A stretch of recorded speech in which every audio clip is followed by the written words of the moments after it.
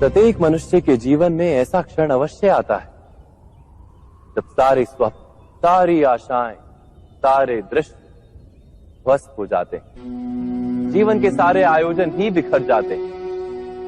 एक और धर्म होता है और दूसरी ओर सुख। इसी को धर्म संकट कहते हैं। जब धर्म का वहन ही संकट हो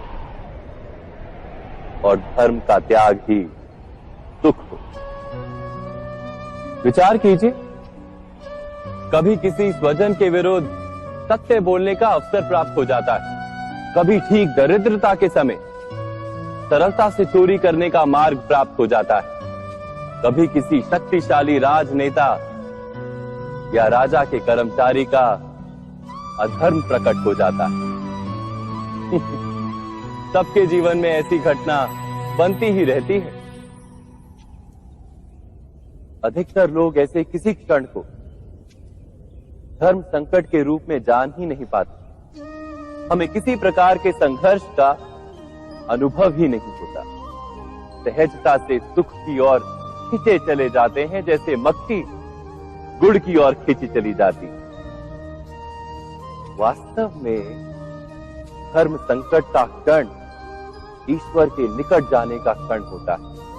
यदि हम संघर्षों से भयभीत ना हो, सुख की ओर आकर्षित ना हो, अपने धर्म पर दृढ़ रहे,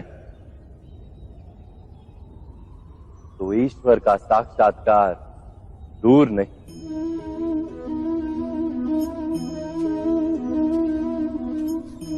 पवन से युद्ध करने वाला पत्ता यदि पेड़ से गिरता है तो भी आकाश की ओर उठता है। पवन से झुकने वाली घास वहीं भूमि पर रह जाती।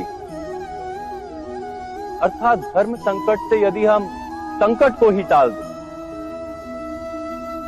तो सुख तो मिलता है, जीवन बढ़ता है, किंतु क्या चरित्र नहीं टूटता? क्या आत्मा दरिद्र नहीं हो जाती? क्या ईश्वर से अंतर नहीं हो जाता? स्वयं विचार कीजिए।